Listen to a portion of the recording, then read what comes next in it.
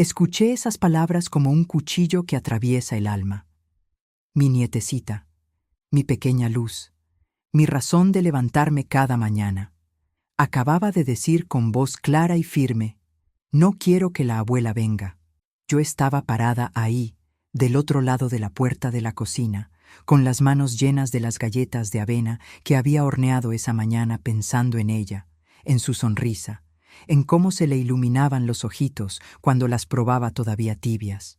Pero las palabras que salieron de esa boquita que yo tanto había besado me dejaron paralizada, sintiendo cómo el aire se escapaba de mis pulmones como si alguien me hubiera golpeado en el pecho. Me llamo Guadalupe, tengo 68 años. Y esa tarde de jueves, mientras el sol de marzo entraba por las ventanas de la casa de mi hija Sofía, mi vida cambió para siempre. Pero antes de continuar, asegúrate de estar suscrito al canal y cuéntanos en los comentarios desde dónde estás viendo este video. Nos encanta saber hasta dónde llegan nuestras historias. No me moví, no pude. Mis piernas se habían convertido en piedra.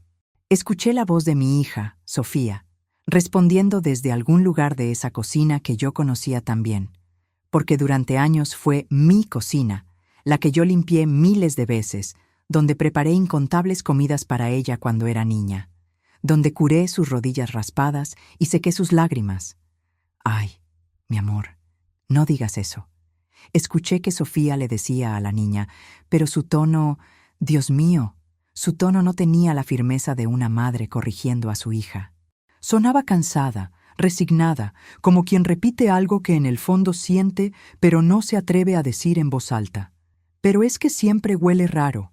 Mamá, continuó la vocecita de Valeria, mi nieta de apenas 8 años. 8 años que yo había visto crecer desde el día que nació, cuando sostuve ese pequeño cuerpecito envuelto en la manta rosa del hospital y juré ante Dios que la protegería siempre. Y cuenta las mismas historias una y otra vez. Me aburro cuando viene. Las galletas resbalaron de mis manos. No hicieron mucho ruido al caer sobre la alfombra del pasillo, pero ese sonido suave fue suficiente para que mi corazón se detuviera. Retrocedí despacio, muy despacio, con el pecho apretado y los ojos ya ardiendo de lágrimas que me negaba a derramar ahí, en ese pasillo, donde cualquiera podría encontrarme. Llegué hasta la sala. Me senté en el sillón donde tantas veces me había sentado antes, ese sillón de tela café que Sofía había comprado hace 3 años y donde yo solía mecer a Valeria cuando era bebé. Mis manos temblaban, todo mi cuerpo temblaba, y en mi mente comenzó a reproducirse, como una película vieja y dolorosa, toda mi vida. Todavía puedo escuchar la voz de mi madre, que en paz descanse, diciéndome el día que me casé con Roberto: Lupita, el matrimonio es para siempre. Los hijos son la bendición más grande que Dios te puede dar. Entrégales todo, mi hija, porque ellos son tu herencia en esta tierra, ma. Y eso hice. Dios sabe que eso hice. Me casé a los 19 años. Roberto era un hombre bueno, trabajador, de esos que se levantaban antes del amanecer para llegar temprano a la construcción. Teníamos poco.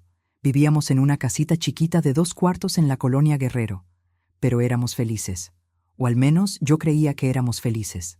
Cuando nació Sofía, 3 años después de la boda, sentí que mi vida tenía sentido completo. Era una bebé hermosa, con unos ojos negros enormes y una mata de pelo negro que parecía no terminar nunca de crecer. La crié como me enseñaron, con amor, con disciplina, con sacrificio. Roberto trabajaba largas jornadas, y yo me quedaba en casa cuidando a nuestra hija, lavando ropa a mano porque no teníamos lavadora, cocinando con lo poco que había, estirando cada peso como chicle para que alcanzara hasta el fin de la quincena. Luego nacieron los gemelos, Carlos y Miguel, y la casa se llenó de ruido, de risas, de pleitos entre hermanos, de noches sin dormir cuando alguno se enfermaba y yo me quedaba despierta tomándoles la temperatura cada hora, rezando el rosario para que la fiebre bajara. Recuerdo que cuando Sofía cumplió 15 años, yo quería hacerle una fiesta. No grande, no lujosa, pero algo bonito, algo que ella pudiera recordar. Trabajé limpiando casas durante 6 meses.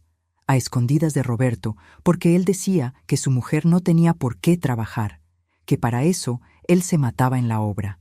Pero yo quería darle eso a mi hija. Quería verla con su vestido, con su vals, con sus amiguitas alrededor. Y lo logré. Conseguí juntar suficiente para el vestido, para el pastel, para decorar el patio de la casa. El día de la fiesta, Sofía me abrazó llorando y me dijo: «Gracias, mamá. Eres la mejor mamá del mundo». Todavía siento ese abrazo, todavía escucho esas palabras que me llenaron el corazón, como si alguien hubiera encendido 1000 velas adentro de mí. ¿En qué momento todo cambió?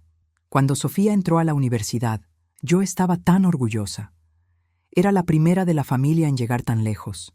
Estudiaba administración en una universidad pública del centro.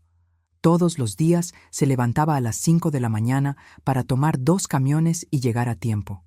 Yo me levantaba con ella, le preparaba su almuerzo, le planchaba la ropa, me aseguraba de que llevara todo lo que necesitaba. Los gemelos ya estaban en la secundaria y Roberto seguía en la construcción, pero ahora tenía un poquito más de responsabilidad, ganaba un poquito más.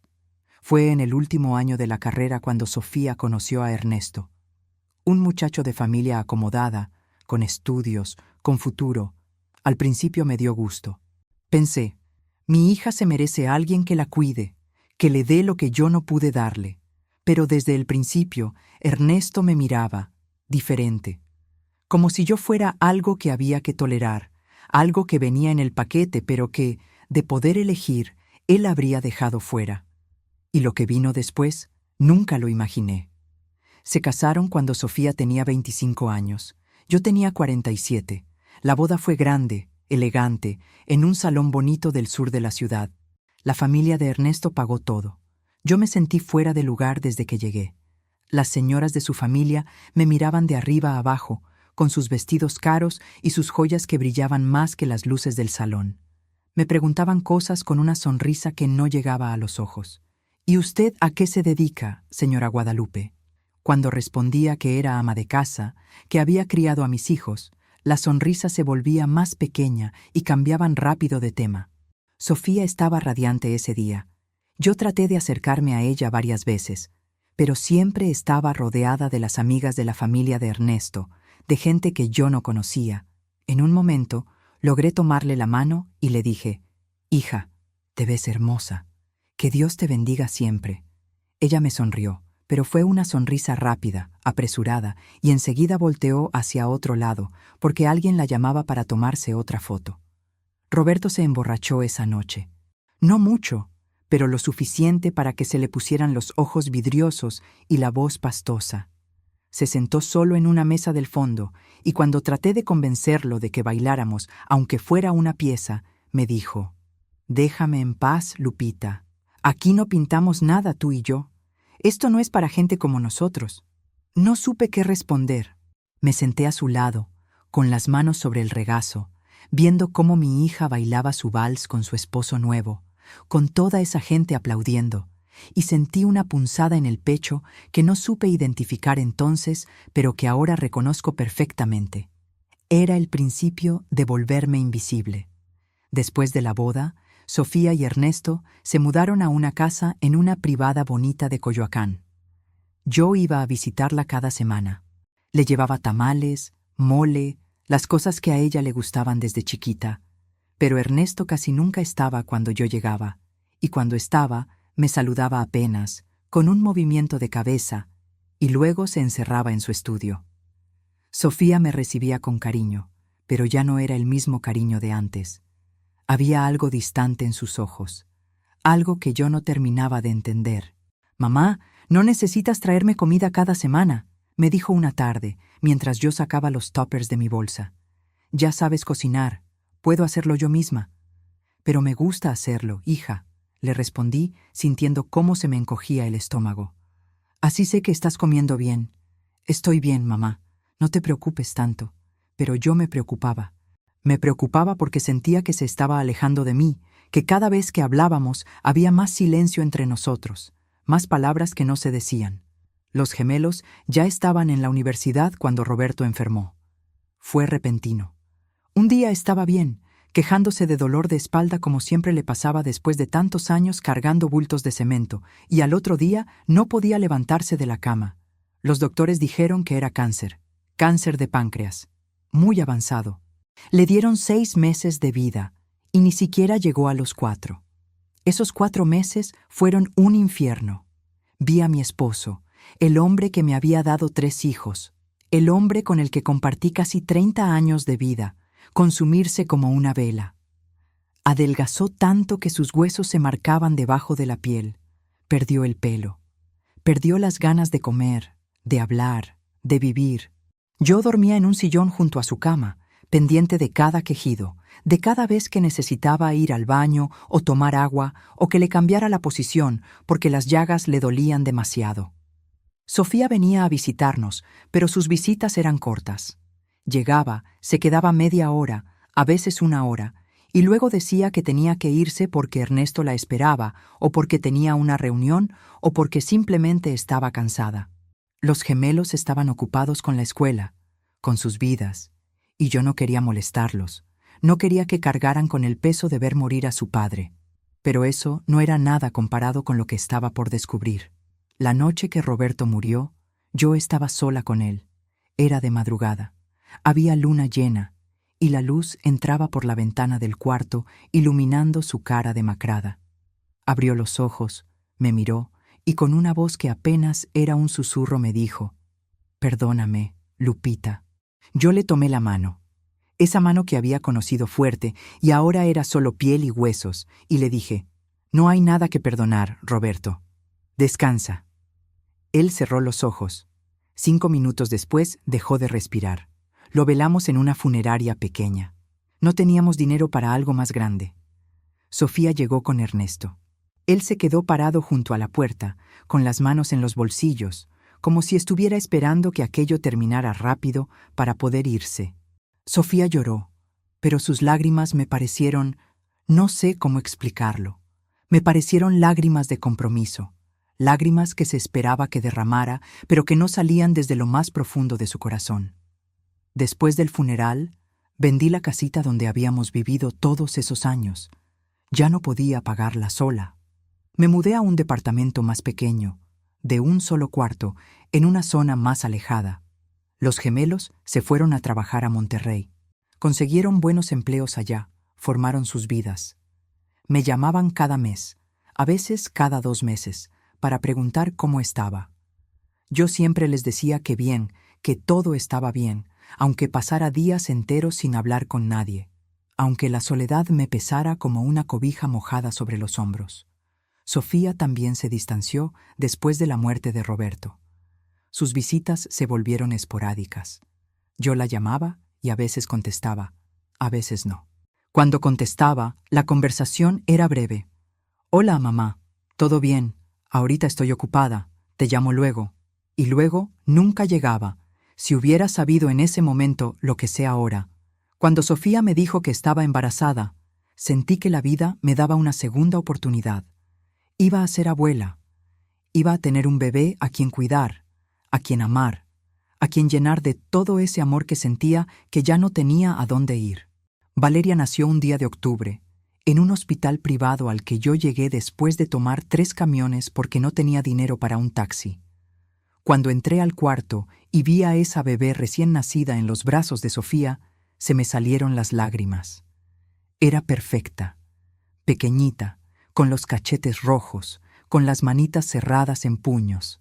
«Mamá, te presento a Valeria», me dijo Sofía, y por primera vez en mucho tiempo vi algo parecido a ternura en sus ojos. «Es hermosa, hija. Es hermosa». Fue todo lo que pude decir mientras el nudo en la garganta no me dejaba hablar más. Los primeros años de Valeria fueron los más felices de mi vida después de la muerte de Roberto. Sofía me dejaba ir a su casa, me dejaba cuidar a la niña cuando ella tenía que salir. Yo me encargaba de todo. Le daba de comer, le cambiaba los pañales, la dormía en mis brazos cantándole las mismas canciones que le había cantado a Sofía cuando era bebé. Valeria se reía conmigo. Estiraba sus bracitos hacia mí cuando me veía llegar. Me decía, «Abue», con esa voz chiquita que me derretía el corazón. Pero cuando Valeria cumplió 4 años, algo cambió otra vez. Sofía empezó a decirme que ya no era necesario que fuera tan seguido, que Valeria estaba más grande, que ya había entrado al kinder, que estaba ocupada con sus actividades. Yo insistía, pero hija, yo me puedo encargar de recogerla de la escuela, de darle de comer, de ayudarla con lo que necesite. Y Sofía, con esa voz cansada que ya era tan común en ella, me respondía, mamá, de verdad, ya no es necesario, yo puedo con todo. Poco a poco, mis visitas se fueron espaciando. De ir 2 veces por semana pasé a ir una vez, luego cada 15 días, luego una vez al mes. Y cada vez que iba, sentía que estaba estorbando, que mi presencia era una carga más que algo que se disfrutara. Ernesto ni siquiera disimulaba su molestia. Cuando yo llegaba, resoplaba, ponía los ojos en blanco y a veces murmuraba cosas que yo alcanzaba a escuchar. Otra vez aquí la señora. Nunca olvidaré ese momento, porque todo cambió para siempre. Fue en el cumpleaños número 6 de Valeria. Yo llegué temprano, como siempre, con un pastel que había horneado con mis propias manos, un pastel de chocolate con fresas que yo sabía que a Valeria le encantaba. Toqué el timbre. Esperé. Nadie abrió. Volví a tocar. Esperé más. Finalmente, Ernesto abrió la puerta. Estaba en pants, con cara de fastidio. «¿Qué haces aquí, Guadalupe?», me preguntó sin moverse de la entrada. «Pues vengo al cumpleaños de Valeria, Ernesto». «Es hoy, ¿no?», respondí, sintiendo cómo el estómago se me revolvía. «La fiesta es mañana. Te confundiste de día». Pero Sofía me dijo que era hoy. Pues se equivocó, o tú entendiste mal. La fiesta es mañana y es solo para niños de su escuela. «No creo que sea buena idea que vengas». Me quedé ahí parada, con el pastel en las manos, sintiéndome como una tonta. Ernesto cerró la puerta sin decir nada más. Regresé a mi casa en el camión, con el pastel sobre mis piernas, mientras la gente subía y bajaba y el chofer gritaba las paradas. Cuando llegué a mi departamento, puse el pastel sobre la mesita de la cocina y me senté a llorar. Lloré como no había llorado desde la muerte de Roberto. Lloré por mi hija que me había mentido, o por lo menos que había permitido que su esposo me corriera de su casa. Lloré por mi nieta que estaba creciendo sin mí. Lloré por mí misma, por esa mujer de 61 años que se sentía completamente sola en el mundo. Al día siguiente no fui al cumpleaños. No me llamaron para preguntar por qué. Pasó una semana, luego 2, luego un mes. Yo llamaba a Sofía, pero no contestaba. Le mandaba mensajes y me respondía con cosas cortantes. «Estoy ocupada, mamá, luego hablamos». Le pregunté cuándo podía ir a ver a Valeria. Me dijo, «Ahorita está complicado. Tiene muchas tareas, muchas actividades. Mejor te aviso yo». Lo que escuché después me heló la sangre. Un día, por casualidad, me encontré a una vecina de Sofía en el mercado. Doña Matilde, una señora mayor que siempre me saludaba con cariño cuando yo iba a casa de mi hija. Me vio y se acercó a mí con cara de preocupación. «Ay, Lupita, ¿cómo estás? Hace mucho que no te veo por la casa de tu hija». «Pues sí, doña Matilde». «Sofía ha estado muy ocupada», respondí, tratando de sonar casual. «¿Ocupada? Pero si el otro día vi a la mamá de Ernesto ahí casi todo el día. Llegó en la mañana con bolsas del súper y se quedó hasta la tarde. La he visto seguido por allá». Sentí cómo se me caía el alma a los pies. La mamá de Ernesto, la señora que en la boda me había mirado con desprecio, la señora que había dicho, y yo lo escuché aunque pretendió que no, que qué lástima que la muchacha venga de una familia tan humilde. Ella sí podía ir a la casa, ella sí podía ver a mi nieta, pero yo no. «Ah, qué bien», alcancé a decir con un hilo de voz. «Me da gusto que Sofía tenga ayuda. ¿Estás bien, Lupita? Te veo pálida». Sí, estoy bien. Nada más un poco cansada». Me despedí de doña Matilde y me fui a mi casa caminando, aunque estaba lejos, aunque me dolían las rodillas, porque necesitaba pensar, necesitaba procesar lo que acababa de descubrir. Mi hija había reemplazado. Había dejado entrar a la mamá de Ernesto. Había permitido que esa mujer ocupara el lugar que era mío. Y no me había dicho nada. No había tenido la decencia, la valentía de decirme la verdad. Y entonces las piezas comenzaron a encajar. Esa noche no pude dormir. Me quedé sentada en la oscuridad de mi cuarto, viendo cómo las luces de los coches pasaban por la ventana, proyectando sombras en las paredes. Pensé en todo, en cada sacrificio que había hecho por Sofía, en las noches sin dormir cuando era bebé y tenía cólicos, en las veces que me quedé sin comer para que ella tuviera su plato lleno, en el trabajo de limpieza que conseguía a escondidas para poder pagarle su fiesta de 15 años, en las veces que caminé bajo la lluvia para llevarle el almuerzo que se había olvidado cuando iba a la universidad, en las noches que pasé cuidando a Roberto mientras él se moría, esperando que ella apareciera aunque fuera un momento, aunque fuera para acompañarme en silencio. ¿Qué había hecho mal? ¿En qué momento dejé de ser suficiente para mi propia hija? Pasaron meses. Yo seguía llamando, seguía intentando. A veces Sofía contestaba, otras no. Cuando hablábamos, la conversación era tensa, incómoda, llena de silencios pesados. Yo le preguntaba por Valeria, y ella me respondía con monosílabos. Está bien, está creciendo, está ocupada con la escuela. Yo le preguntaba cuándo podía ir a verlas, y ella siempre tenía una excusa. Ahorita no es buen momento, mamá. Tal vez la próxima semana. Pero la próxima semana nunca llegaba. Cumplí 65 años en medio de esa soledad. Los gemelos me llamaron desde Monterrey, me cantaron las mañanitas por teléfono, me dijeron que me querían, pero que no podían venir porque el trabajo estaba pesado. Sofía no llamó. Le mandé un mensaje. No contestó hasta 2 días después.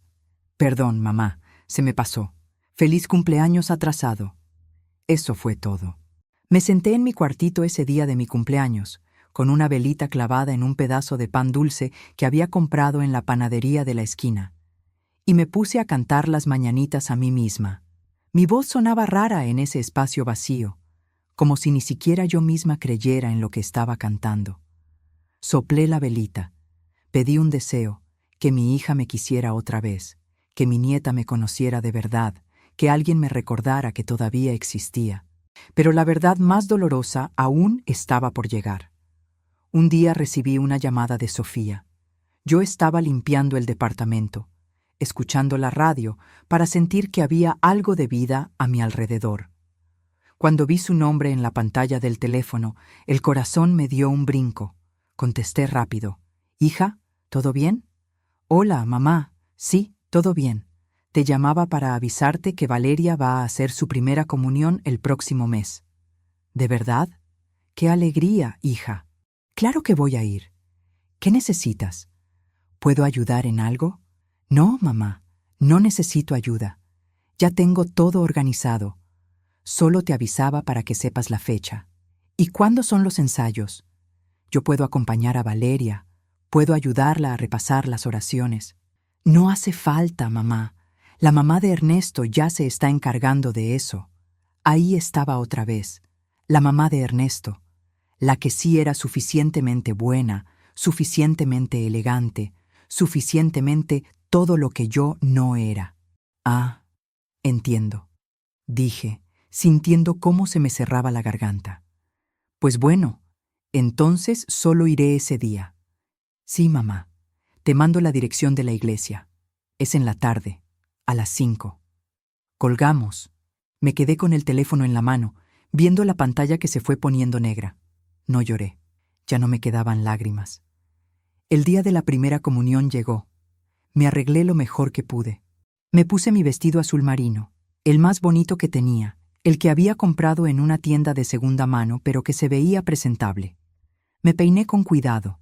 Me puse los aretes de perlas falsas que Roberto me había regalado años atrás. Me vi al espejo. Vi a una mujer vieja, con arrugas que antes no estaban, con el pelo más blanco que negro, con los ojos cansados de tanto llorar. Llegué a la iglesia media hora antes. Quería conseguir un buen lugar. Quería poder ver bien a mi nieta. La iglesia era grande, bonita, con vitrales de colores y bancas de madera bien pulida. Ya había gente llegando. Reconocí a algunos familiares de Ernesto. Nadie me saludó. Me senté en una banca de las de atrás. Esperé. Cuando empezó la ceremonia, Vi entrar a Valeria. Estaba hermosa con su vestido blanco, con su velo, con las manos juntas sosteniendo su rosario. Pero cuando nuestras miradas se cruzaron, ella me miró con cara de extrañeza, como si no me reconociera del todo, como si yo fuera alguien que había visto antes, pero no recordaba dónde. No me sonrió. Simplemente siguió caminando hacia el altar. En ese instante, comprendí que nada volvería a ser igual. La ceremonia fue larga. El padre habló sobre el amor de Dios, sobre la importancia de la familia, sobre cómo los niños son bendiciones que debemos cuidar.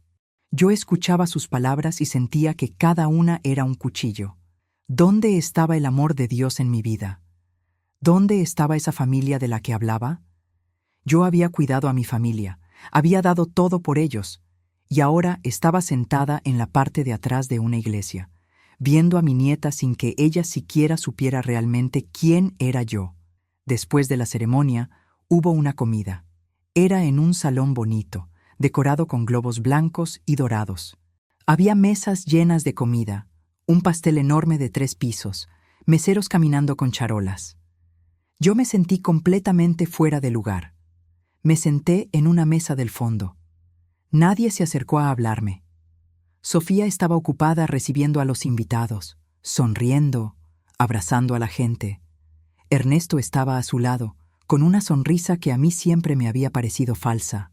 La mamá de Ernesto estaba sentada en la mesa principal, junto a Valeria, acariciándole el pelo, hablándole al oído, haciéndola reír. Yo era invisible.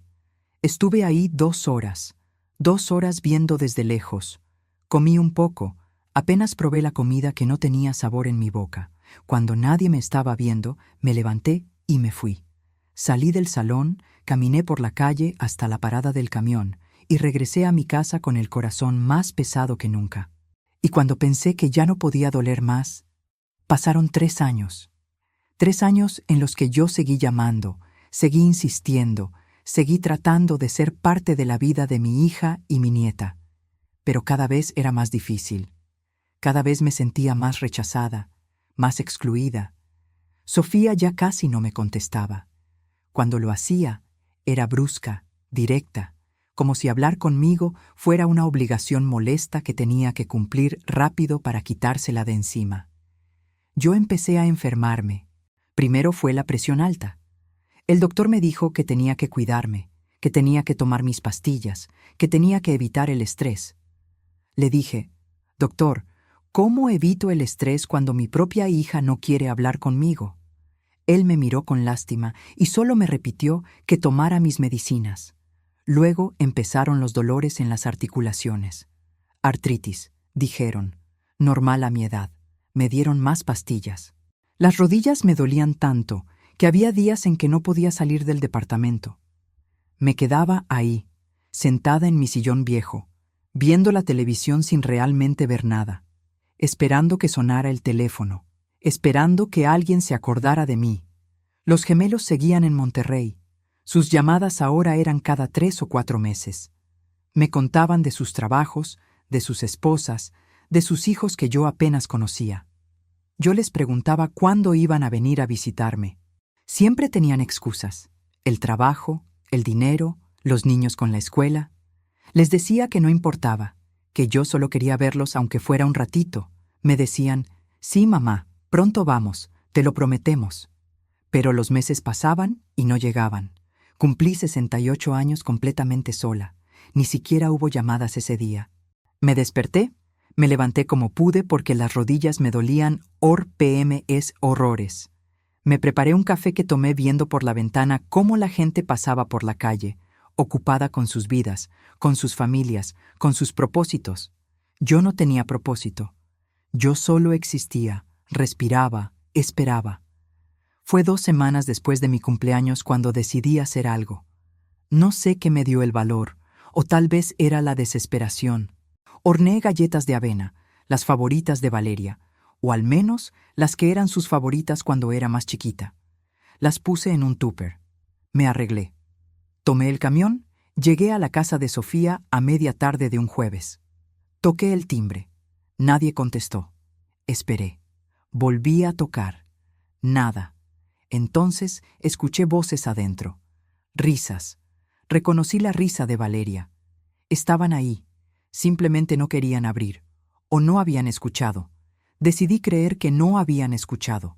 Rodeé la casa. Sabía que la puerta de la cocina a veces la dejaban abierta. Llegué hasta ahí. La puerta estaba entreabierta. Iba a tocar, iba a anunciarme. Pero entonces escuché la voz de Valeria, clara como el agua. «¿Mamá? ¿Viene la abuela el fin de semana?» «Creo que sí, mi amor», respondió Sofía. «No quiero que venga». Y ahí fue cuando todo cobró sentido. Esas palabras, esa vocecita, mi nieta, la niña que yo había mecido en mis brazos, a la que le había cantado, a la que le había dado todo mi amor, no quería que yo fuera. Y lo que vino después fue aún peor. «Ay, mi amor, no digas eso», dijo Sofía, pero su tono era débil, sin convicción. «Pero es que siempre huele raro, mamá, y cuenta las mismas historias una y otra vez. Me aburro cuando viene. Prefiero que venga la abuela Carmen. Ella sí me trae cosas bonitas y me lleva a lugares divertidos. La abuela Carmen, la mamá de Ernesto, esa mujer que había tomado mi lugar, que se había robado el amor de mi nieta, que ahora era la abuela, mientras que yo era. ¿Qué era yo? Una vieja que olía raro y contaba historias aburridas. Valeria, la abuela Lupita te quiere mucho. Escuché que Sofía decía, pero su voz sonaba cansada, como si estuviera repitiendo algo que había dicho muchas veces sin realmente creerlo. Pues yo no la quiero. Es aburrida. Las galletas se me cayeron de las manos.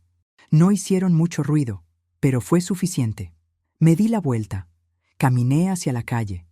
Mis piernas temblaban, pero seguí caminando. Llegué a la parada del camión. Me senté en la banca de metal que estaba ardiendo por el sol de la tarde. Y ahí, mientras la gente pasaba a mi alrededor, mientras los coches pitaban y la ciudad seguía su ruido constante, yo me di cuenta de una verdad que había estado negando durante años. Yo no le importaba a nadie. Mi hija me había borrado de su vida. Mi nieta no me quería. Mis hijos estaban lejos y probablemente contentos de tenerme lejos también. Yo era una carga, una molestia, alguien que olía raro y contaba historias aburridas. Lo que descubrí esa noche cambió todo lo que creía saber. Llegué a mi departamento cuando ya estaba oscureciendo. Me senté en mi sillón. No encendí la luz. Me quedé ahí, en la oscuridad, sintiendo cómo el peso de todos esos años me caía encima como una montaña. Pensé en Roberto. Pensé en cómo él había muerto sintiéndose un fracaso porque nunca pudo darnos más. Pensé en cómo yo le había dicho que no importaba, que lo que importaba era el amor, la familia. Pero ahora me preguntaba, ¿de qué había servido todo ese amor que yo di? ¿Dónde había quedado? Me acordé de mi mamá. Ella había muerto cuando Sofía tenía 15 años. Murió de un infarto, rápido, sin avisar. Yo había llorado tanto en su funeral, no solo por perderla, sino porque me di cuenta de que nunca le había dicho suficientes veces cuánto la quería, cuánto apreciaba todo lo que había hecho por mí. Mi mamá también había sido de esas mujeres que se daban completas, que se olvidaban de sí mismas para que sus hijos tuvieran todo. Y yo había sido igual, había seguido el mismo camino. Pero, ¿para qué? ¿Para terminar aquí, sola, rechazada, olvidada? En la oscuridad de mi cuarto, algo se rompió dentro de mí. No fue dramático, no fue con gritos ni con llanto, fue algo callado, algo profundo. Fue como si una cuerda que había estado tensándose durante años finalmente se partiera en dos. Y con ella se fue algo que yo había cargado toda mi vida, la necesidad de ser amada por gente que claramente no me amaba. Ese fue el momento en que mi mundo se derrumbó por completo. Pasé días sin salir del departamento. No contestaba el teléfono. No tenía ganas de comer. Solo me quedaba ahí, en mi cama, viendo el techo, pensando en nada y en todo al mismo tiempo. Doña Lucía, mi vecina de al lado, tocó mi puerta preocupada porque no había escuchado ruido en mi departamento en varios días. «Lupita, Lupita, abre. ¿Estás bien?, gritaba desde afuera. No le abrí. No quería ver a nadie. No quería que nadie me viera. Eventualmente se fue. Regresó al día siguiente con el portero del edificio. Él tenía llave de emergencia. Abrieron la puerta. Me encontraron todavía en la cama, sin haberme bañado, sin haberme cambiado de ropa en 3 días. ¡Ay, Dios mío, Lupita! Doña Lucía se acercó corriendo. ¿Qué te pasa? ¿Estás enferma? Estoy cansada, le dije con una voz que no reconocí como mía. Estoy muy cansada. Voy a llamar a tu hija. No, le dije, agarrándola del brazo, con una fuerza que no sabía que tenía. No le llames, por favor. Doña Lucía me miró con esos ojos llenos de preocupación y compasión que solo tienen las personas que han vivido mucho y han sufrido mucho. Está bien, Lupita, no le llamo, pero tienes que levantarte, tienes que bañarte, tienes que comer algo. ¿Me dejas ayudarte? Asentí. Doña Lucía me ayudó a levantarme. Me llevó al baño. Se quedó afuera mientras yo me bañaba. Me cambió las sábanas de la cama mientras yo me vestía con ropa limpia. Me hizo un caldo que había traído de su casa. Me obligó a comerlo, cucharada por cucharada, como si yo fuera una niña chiquita. ¿Qué pasó, Lupita?, me preguntó cuando terminé de comer. ¿Por qué no quieres que llame a tu hija? Y entonces, por primera vez, le conté todo. Le conté de las visitas que se fueron espaciando, del cumpleaños de Valeria al que no fui invitada de verdad, de la primera comunión donde fui invisible, de la mamá de Ernesto que había tomado mi lugar, de las palabras que escuché ese día detrás de la puerta. Le conté mientras las lágrimas corrían por mi cara sin control, mientras mi voz se quebraba y las palabras salían entrecortadas. Doña Lucía me escuchó sin interrumpir. Cuando terminé, suspiró hondo y tomó mis manos entre las suyas. «Ay, Lupita, cuánto dolor cargas, hija. Pero ¿sabes qué? Te voy a decir algo que tal vez no quieres escuchar. Tus hijos te deben respeto, te deben cariño, pero no te deben su vida. Tú diste todo, es cierto, pero ellos no te pidieron que dieras todo. Y ahora tú estás esperando que ellos te paguen con el mismo sacrificio. Y eso no es justo ni para ellos ni para ti». Sus palabras me dolieron más que las palabras de Valeria, porque tenían verdad, porque me hicieron ver algo que yo había estado negando. Yo había puesto mi valor, mi identidad completa, en ser madre, en ser abuela. Había dejado de ser Guadalupe para ser solo la mamá de, la abuela de. Y ahora que ellos no me querían en esos roles, yo no sabía quién era. Pero el destino todavía tenía guardada una lección más para mí. Doña Lucía empezó a visitarme todos los días. Me llevaba comida. Se sentaba conmigo a tomar café. Me contaba historias de su vida, de sus propios hijos que también vivían lejos, de su esposo que había muerto hace 10 años y a quien todavía extrañaba cada día. Poco a poco, su compañía me fue devolviendo algo que yo creía perdido: las ganas de vivir. Un día llegó con un volante en la mano. «Mira, Lupita, en el centro comunitario de aquí cerca dan clases de tejido. Son gratis. Yo voy a empezar a ir. ¿Por qué no vienes conmigo?» Yo negué con la cabeza. «Ay, doña Lucía, yo no sé tejer. Y además, ¿para qué, si ya estoy vieja?» ¿Vieja? Lupita, tienes 68 años. Mi mamá vivió hasta los 93 y hasta el último día estuvo aprendiendo cosas nuevas. Ándale, acompáñame. Total, ¿qué pierdes? Acepté solo porque me daba pena decirle que no otra vez. Fuimos el martes siguiente. El centro comunitario era un lugar sencillo, con paredes pintadas de amarillo y sillas de plástico. Había como 10 mujeres ahí, todas más o menos de mi edad, algunas más jóvenes, algunas mayores. La maestra era una señora de unos 50 años, con el pelo corto y una sonrisa enorme. «Bienvenidas», nos dijo a doña Lucía y a mí. «Aquí no importa si saben o no saben. Aquí venimos a aprender, a compartir y sobre todo a disfrutar». Me dieron agujas y estambre. Al principio mis manos torpes no sabían qué hacer. Me frustraba. La maestra se sentó a mi lado. «Tranquila. Nadie nace sabiendo. Vas a ver que en unas semanas ya vas a estar haciendo maravillas. No le creí, pero seguí yendo. Todos los martes y jueves iba con doña Lucía al centro comunitario. Y poco a poco empecé a aprender. Empecé a tejer bufandas, luego gorros, luego cobijas. Mis manos, que durante tantos años solo habían servido para cocinar, limpiar y cuidar a otros, ahora estaban creando cosas bonitas para mí. Y lo que pasó a continuación me dejó sin palabras. Las mujeres del grupo empezaron a hablar conmigo. Me preguntaban cómo estaba, me contaban de sus vidas. Muchas de ellas tenían historias parecidas a la mía. Hijos que se habían alejado, familias que las habían olvidado, soledades que cargaban en silencio. Pero aquí, en este lugar, éramos una comunidad, éramos amigas. Una de ellas, Rosa, me invitó un día a su casa para tomar café. Acepté nerviosa. No estaba acostumbrada a que alguien me invitara a algo.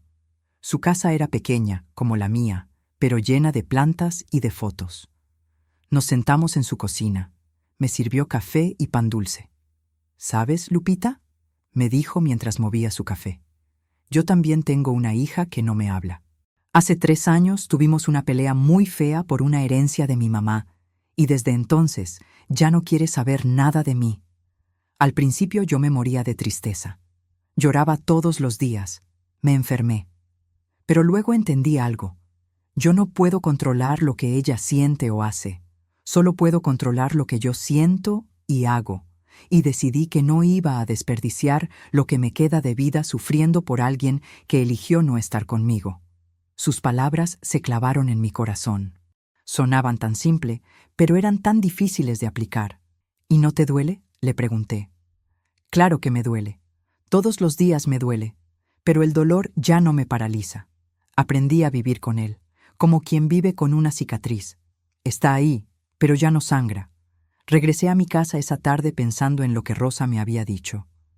Esa noche, por primera vez en meses, me senté a escribir. Saqué un cuaderno viejo que tenía guardado y empecé a escribir todo lo que había vivido, todo lo que había sentido. Escribí sobre Roberto, sobre mis hijos, sobre Sofía, sobre Valeria. Escribí sobre el dolor, sobre la soledad, sobre sentirme invisible. Y mientras escribía, algo extraño pasó. Empecé a ver mi vida no solo como una tragedia, sino como una historia. Una historia triste, sí, pero también una historia de resistencia, de amor, incluso si ese amor no había sido correspondido. Jamás sospeché que detrás de todo aquello pasaron 6 meses. 6 meses en los que yo seguí yendo a mis clases de tejido, en los que hice amigas, en los que empecé a descubrir que Guadalupe, sin los títulos de mamá o abuela, todavía existía y todavía tenía valor. No volví a llamar a Sofía, no volví a insistir. Dolió. Dios sabe cuánto dolió, especialmente en las noches cuando me acostaba y el silencio de mi departamento era tan pesado que parecía aplastarme. Pero también había algo liberador en soltar, en dejar de perseguir a gente que claramente no quería ser alcanzada. Un domingo por la mañana, estaba yo tomando mi café y viendo por la ventana cuando sonó mi teléfono. Era un número desconocido. Casi no contesto, pero algo me hizo apretar el botón verde. ¿Bueno? ¿Mamá? Era la voz de Sofía, pero sonaba diferente, sonaba quebrada. Sofía, dije, sintiendo cómo se me aceleraba el corazón. ¿Qué pasó? ¿Estás bien? Mamá, necesito hablar contigo. ¿Puedo ir a verte? ¿Ahora? Sí, por favor. Claro, hija, ven. Colgué. Me quedé ahí sentada, con el teléfono en la mano, sin saber qué pensar, qué sentir. Parte de mí quería correr a arreglar el departamento, a preparar algo de comer, a ponerme presentable. Pero otra parte de mí, la parte que había aprendido en estos meses a respetarse a sí misma, dijo, no, que te vea como eres, que vea tu vida real, no la versión arreglada que siempre le mostraste. Sofía llegó 1 hora después. Cuando abrí la puerta, casi no la reconocí. Estaba demacrada, con ojeras profundas, con el pelo sin arreglar. Entró y sin decir nada me abrazó. Me abrazó fuerte, como no me abrazaba desde que era niña, y empezó a llorar. Perdóname, mamá. Perdóname. Perdóname, perdóname, repetía entre sollozos. Yo me quedé rígida al principio, no sabía cómo reaccionar, pero luego mis brazos se movieron solos y la abracé también. Nos quedamos así, paradas en la entrada de mi departamento, abrazadas y llorando. Cuando finalmente nos separamos, nos sentamos en el sillón. Sofía tenía la cara roja, los ojos hinchados. Se limpió las lágrimas con el dorso de la mano como cuando era chiquita. Mamá, yo no sé ni por dónde empezar. Empieza por donde puedas, hija. Sofía respiró hondo. Me voy a divorciar de Ernesto. No dije nada, solo esperé. Hace un mes descubrí que tiene otra mujer, una muchacha de su trabajo. Tiene como 20 y tantos años.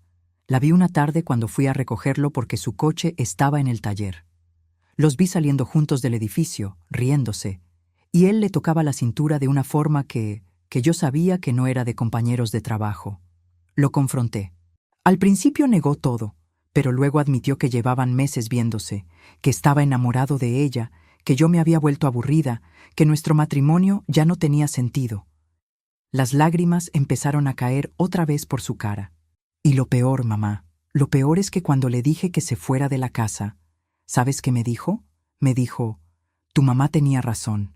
Yo solo me casé contigo porque pensé que podrías ser diferente a ella, pero resultaste igual de mediocre.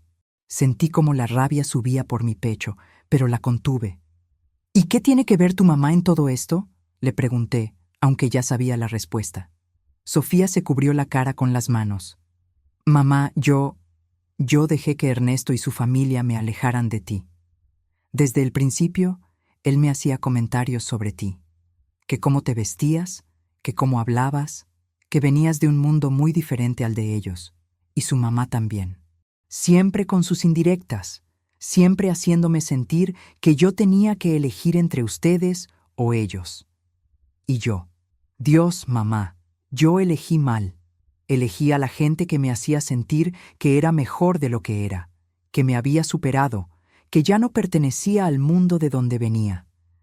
En ese silencio comprendí una verdad demoledora. Y poco a poco, continuó Sofía, sin darme cuenta, empecé a verte con sus ojos. Empecé a avergonzarme de ti, de tu forma de hablar, de tus vestidos sencillos, de que trajeras comida en tuppers en lugar de traer cosas compradas en tiendas bonitas. Empecé a preferir que viniera mi suegra porque ella llegaba con regalos caros, porque hablaba de cosas sofisticadas, porque le gustaba ir a restaurantes que yo ni siquiera sabía que existían. Y dejé que Valeria creciera viendo eso. Dejé que ella también aprendiera a menospreciarte. ¿Por qué me estás diciendo todo esto ahora, Sofía?, pregunté con una calma que no sentía. Porque cuando Ernesto se fue, su mamá también se fue. ¿Sabes cuántas veces ha llamado a preguntar por Valeria desde que su hijo me dejó? Ninguna, ni una sola vez. La maravillosa abuela Carmen desapareció en cuanto su hijo ya no estaba conmigo. Y me di cuenta de que todo era mentira. Su cariño, su interés, todo era solo por mantener las apariencias, por ser la familia perfecta hacia afuera. Pero tú, mamá, tú siempre estuviste ahí, incluso cuando yo te trataba mal, incluso cuando te rechazaba, tú seguías llamando, seguías tratando. Y yo te pagué con desprecio. Sus siguientes palabras quedaron grabadas en mi alma para siempre. La semana pasada, Valeria me preguntó por su abuela Carmen. Le dije que probablemente ya no la veríamos mucho porque su papá y yo nos estábamos separando. ¿Sabes qué me dijo? Me dijo, «Entonces, ya no tengo abuela». Y yo le respondí, «Claro que tienes abuela. Tienes a la abuela Lupita». Y ella me miró con cara confundida y me dijo, «Pero esa abuela ni siquiera nos quiere. Por eso ya no viene, Mamá, mi hija piensa que tú la abandonaste. Piensa que dejaste de venir porque no te importa. Y es mi culpa. Es toda mi culpa». No supe qué decir. Había esperado tanto este momento, había imaginado tanto esta conversación, pero ahora que estaba pasando, no sentía la satisfacción que pensé que sentiría. Solo sentía un dolor profundo, una tristeza por todos los años perdidos, por todo el daño que se había hecho. «¿Qué quieres que haga, Sofía?», le pregunté finalmente. «Quiero que me perdones. Sé que no merezco tu perdón. Sé que te hice daño de formas que no puedo reparar. Pero necesito que sepas que me arrepiento. Me arrepiento tanto, mamá. Y si tú puedes, si tú quieres, me gustaría que volvieras a ser parte de nuestra vida. No porque me siento sola, no porque ahora te necesito, sino porque te amo y porque dejé que el orgullo y la estupidez me hicieran olvidar eso». Todavía me duele recordar lo que escuché después. Me quedé callada un rato largo. Sofía esperó, con la mirada baja, con las manos inquietas en su regazo. Yo pensé en todo, en el dolor que había vivido, en las noches llorando, en sentirme invisible, en escuchar a mi nieta decir que no me quería. Pero también pensé en los meses que acababa de vivir, en lo que había aprendido, en la Guadalupe que había descubierto debajo de todos esos años de ser solo mamá, solo abuela. «Sofía», dije finalmente, «yo te perdono. Eres mi hija y siempre vas a ser mi hija. Pero necesito que entiendas algo. Yo no voy a volver a ser la mamá que fui antes.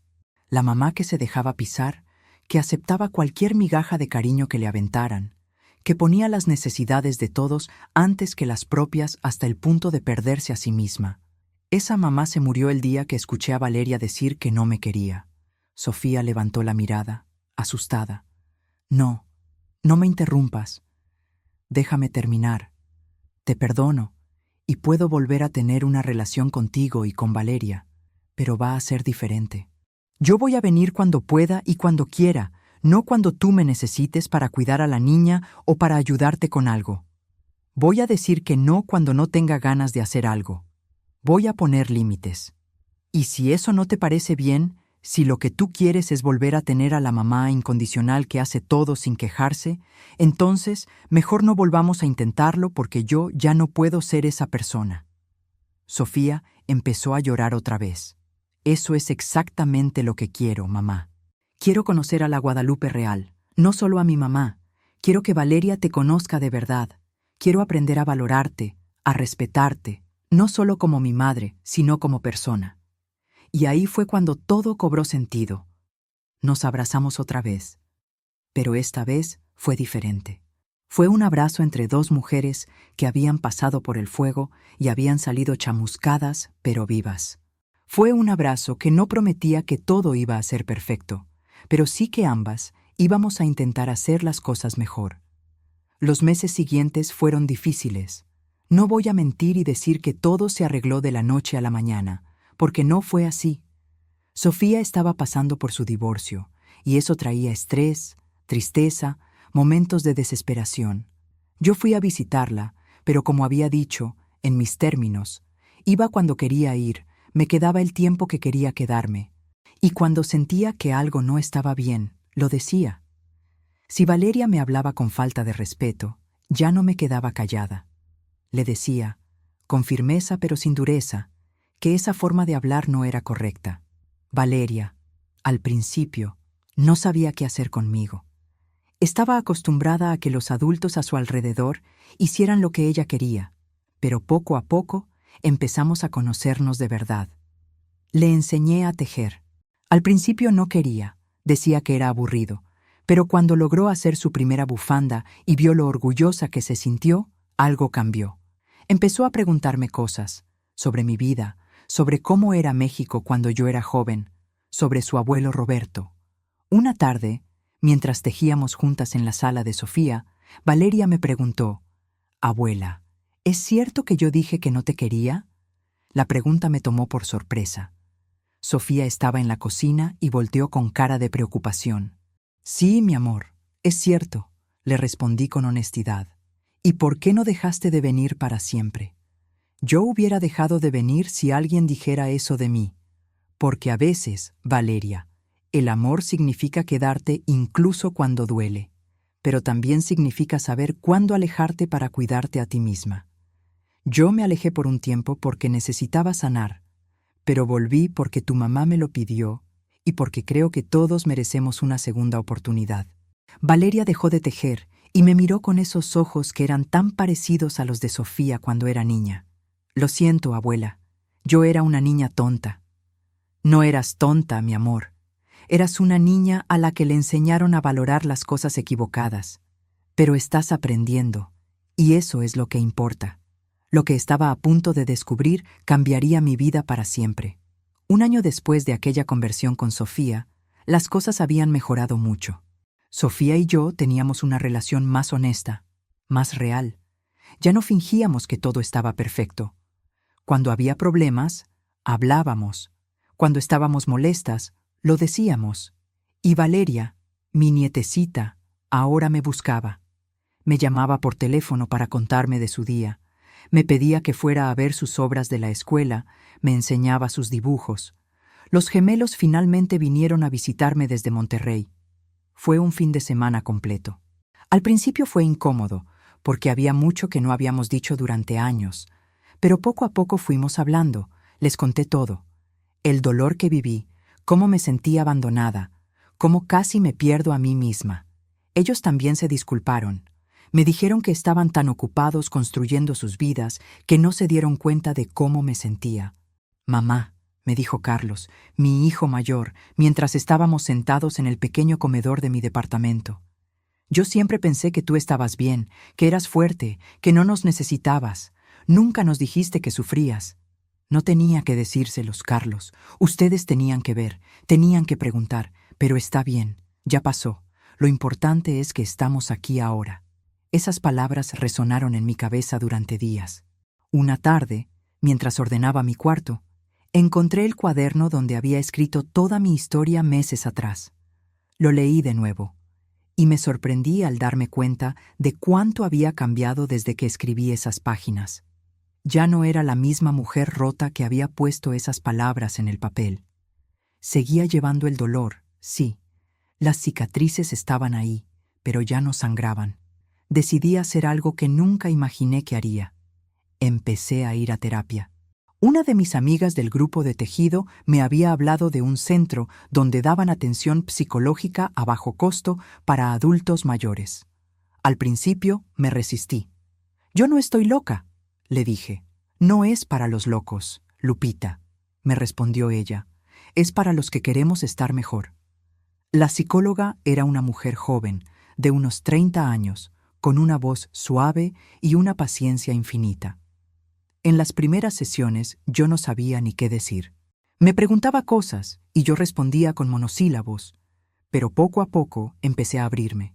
Le conté todo, y ella me ayudó a entender cosas que yo sola no hubiera podido ver. Me ayudó a entender que yo había puesto mi valor como persona completamente en ser madre y abuela, y que cuando esos roles me fueron quitados, sentí que mi vida no tenía sentido.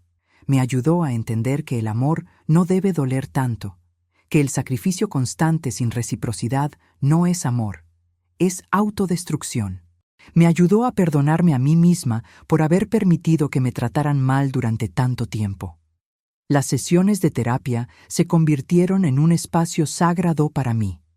Era 1 hora a la semana donde yo podía hablar de mí, de lo que sentía, de lo que necesitaba, sin tener que cuidar los sentimientos de nadie más. Era liberador. Rosa, mi amiga del grupo de tejido, me invitó a unirme a un club de lectura que se reunía los sábados en la biblioteca del barrio. Yo le dije que hacía años que no leía un libro completo, que no sabía si iba a poder seguir el ritmo. «Nadie te está evaluando, Lupita», me dijo riéndose. «Solo vamos a leer y a platicar. Vas a ver que te gusta». Y tenía razón. Me encantó. Leímos Como agua para chocolate, de Laura Esquivel, y yo sentí que cada página me hablaba directamente. Hablamos del libro durante 2 horas en nuestra reunión, y por primera vez en mucho tiempo sentí que mis opiniones importaban, que lo que yo tenía que decir era valioso para otras personas. Cumplí 69 años rodeada de gente. Sofía me hizo una comida en su casa. Invitó a doña Lucía, a Rosa, a las otras señoras del grupo de tejido.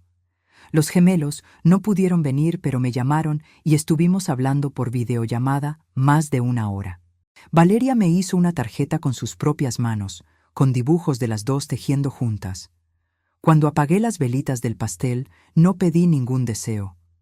No lo necesitaba. Por primera vez en mucho tiempo, estaba completa. Pero el destino todavía tenía guardada una lección más para mí. Una mañana, mientras caminaba al centro comunitario para mi clase de tejido, vi a una mujer sentada en una banca del parque. Estaba llorando. Era una mujer de mi edad, tal vez un poco mayor, con el pelo completamente blanco recogido en un chongo. Me detuve. Algo dentro de mí me dijo que me acercara. ¿Está bien, señora?, le pregunté suavemente. Ella levantó la mirada. Tenía los ojos rojos, hinchados. «¿Estoy bien?», respondió, pero su voz decía lo contrario. «¿Le puedo hacer compañía?», pregunté. Ella asintió. Me senté a su lado. No dije nada. Solo me quedé ahí, en silencio. A veces el silencio es el mejor consuelo. Después de unos minutos, ella empezó a hablar. «Mi hijo me dejó en un asilo hace 3 meses. Dice que no puede cuidarme, que está muy ocupado con su trabajo y su familia. Hoy vine a visitarlo. Toqué su puerta. Me abrió, pero no me dejó entrar. Me dijo que estaban ocupados, que debía haber avisado antes de venir. Y yo solo quería verlo. Solo quería saber que todavía le importo». Sus palabras me atravesaron el corazón. Porque yo había estado ahí. Yo había sido esa mujer hace apenas 2 años. «Señora», le dije, tomándole la mano, «su dolor es real y es válido. Pero también le voy a decir algo que alguien me dijo a mí cuando más lo necesitaba. Usted no puede controlar lo que su hijo siente o hace. Solo puede controlar lo que usted siente y hace. Y tiene que elegir si va a desperdiciar el tiempo que le queda sufriendo por alguien que no valora su presencia, o si va a encontrar una forma de vivir que la haga feliz incluso sin él». Ella me miró con sorpresa. «¿Cómo se puede ser feliz sin los hijos?». «No digo que va a ser fácil. El dolor siempre va a estar ahí, pero puede aprender a vivir con él sin que la destruya. Puede encontrar nuevos propósitos, nuevas amistades, nuevas razones para levantarse cada mañana. No es traición a sus hijos, es amor propio». Hablamos más de 1 hora. Le conté mi historia. Ella me contó la suya. Al final, la invité a venir conmigo al centro comunitario. Al principio se negó, pero insistí. Aceptó solo porque, según me dijo, no tenía nada mejor que hacer. Se llamaba Consuelo. Tenía 72 años y se convirtió en mi amiga. Y lo que pasó a continuación me dejó sin palabras. Verla a ella recorrer el mismo camino que yo había recorrido, verla pasar de estar rota a empezar a reconstruirse, me hizo darme cuenta de algo importante. Mi dolor no había sido en vano. Todo lo que había vivido, todo lo que había sufrido, me había dado una sabiduría que ahora podía compartir con otros. Podía ser una luz para alguien más que estaba en la oscuridad. Empecé a hablar más abiertamente de mi experiencia. En el grupo de tejido, en el club de lectura, con otras señoras que conocía en el parque o en el mercado. Y me sorprendió descubrir cuántas mujeres estaban viviendo lo mismo que yo había vivido. El abandono, la soledad, la invisibilidad. Mujeres que habían dado todo por sus familias y ahora se encontraban solas, sintiéndose inútiles, sintiéndose como una carga. Y empecé a decirles lo que a mí me hubiera gustado escuchar años atrás, que su valor no dependía de qué tan útiles fueran para otros, que merecían amor y respeto simplemente por existir, que nunca era demasiado tarde para redescubrirse a sí mismas. Un día, la maestra del centro comunitario me buscó. «Lupita, hay algo que quiero proponerte. Estamos pensando abrir un grupo de apoyo para mujeres mayores que están pasando por situaciones difíciles con sus familias. Pensamos en ti para coordinarlo. Has pasado por mucho y creo que tu historia puede ayudar a muchas». Me quedé sin palabras. ¿Yo? ¿Coordinar un grupo? Yo, que apenas hace 2 años no podía ni levantarme de la cama. «No sé si pueda», dije con inseguridad. «No tienes que decidir ahora. Piénsalo. Pero yo creo que puedes, y creo que sería algo muy bonito». Lo pensé durante días. Le pedí consejo a mi psicóloga, le platiqué a Sofía. Todos me dijeron lo mismo, que lo intentara, que no tenía nada que perder. Acepté. El primer día del grupo de apoyo llegaron 8 mujeres, todas mayores de 60 años, todas con historias de dolor, de abandono, de familias rotas. Nos sentamos en círculo. Yo estaba nerviosa, con las manos sudando. Buenas tardes, comencé con voz temblorosa. Mi nombre es Guadalupe. Tengo 69 años. Y hace 2 años escuché a mi nietecita decir que no quería que yo fuera a su casa porque olía raro y era aburrida. Las mujeres me miraron con una mezcla de sorpresa y reconocimiento. Y quiero contarles lo que pasó después de ese día, continué. Quiero contarles cómo casi me pierdo a mí misma, cómo pensé que mi vida ya no tenía sentido, y cómo poco a poco aprendí que yo valgo, no por lo que hago por otros, sino simplemente porque existo. Y conté mi historia. La conté completa, sin omitir nada. Y mientras hablaba, vi cómo algunas mujeres lloraban, cómo otras asentían con la cabeza, cómo todas, de alguna forma, se veían reflejadas en mis palabras. Cuando terminé, hubo un silencio. Luego, una señora que se llamaba Marta levantó la mano. ¿Puedo hablar yo? Claro. Y empezó a contar su historia, una historia parecida a la mía, pero también diferente. Y luego habló otra, y otra. Y esa tarde, en ese pequeño salón del centro comunitario, 8 mujeres que habían llegado sintiéndose solas, descubrieron que no estaban solas. El grupo se volvió parte fundamental de mi vida. Nos reuníamos cada semana, compartíamos nuestras experiencias, nuestros dolores, pero también nuestros logros, nuestras pequeñas victorias. Celebrábamos cuando alguien ponía un límite a un hijo irrespetuoso. Nos abrazábamos cuando alguien lloraba por un nieto que no la conocía. Nos acompañábamos, y yo descubrí que tenía un propósito nuevo. Ya no era solo la mamá de Sofía, Carlos y Miguel. Ya no era solo la abuela de Valeria, era Guadalupe. Y Guadalupe tenía mucho que dar. Esas palabras resonaron en mi cabeza durante días. Han pasado 2 años desde aquel jueves en que escuché las palabras que me rompieron el corazón. Hoy tengo 70 años. Mi relación con Sofía no es perfecta, pero es real. Hablamos con honestidad. Cuando hay problemas, los enfrentamos. Ya no fingimos. Valeria ahora tiene 13 años. Es una adolescente complicada, como todas las adolescentes, pero me busca, me pregunta cosas. A veces discutimos porque ahora yo también digo lo que pienso, pero luego nos reconciliamos. Y ella sabe que yo la quiero, pero que mi amor tiene límites sanos. Los gemelos vienen a visitarme 2 veces al año. No es mucho, pero es algo. Y cuando estamos juntos, aprovechamos el tiempo. Ya no hay reproches. Hay aceptación de lo que somos como familia. Imperfecta, rota en algunos lugares, pero tratando. El grupo de apoyo creció. Ahora somos 15 mujeres. Algunas han logrado reconciliarse con sus familias, otras no, pero han encontrado la paz de todas formas, porque aprendieron que su vida no depende de si sus hijos las quieren o no. Tienen valor propio. Yo sigo tejiendo, sigo leyendo, sigo yendo a terapia porque sé que es algo que necesito. Sigo haciendo amigas, sigo viviendo. ¿Todavía me duele cuando pienso en aquellos años oscuros? Sí. ¿Todavía hay días en que la soledad pesa? Sí. ¿Todavía desearía que las cosas hubieran sido diferentes? Por supuesto. Pero ya no vivo en el dolor. El dolor es parte de mí, pero no me define. He aprendido que el amor propio no es egoísmo, que poner límites no es crueldad, que valorarse a uno mismo no es vanidad. He aprendido que las mujeres de mi generación fuimos criadas para entregarnos completamente, para desaparecer en el servicio a otros, y que eso nos hizo vulnerables a un tipo de dolor muy específico, el dolor de ser invisible. Pero ya no soy invisible, no para mí misma, y eso es lo que importa. Y si llegaste hasta aquí, mi querida amiga que me escuchas, gracias por acompañarme en este dolor y en esta sanación.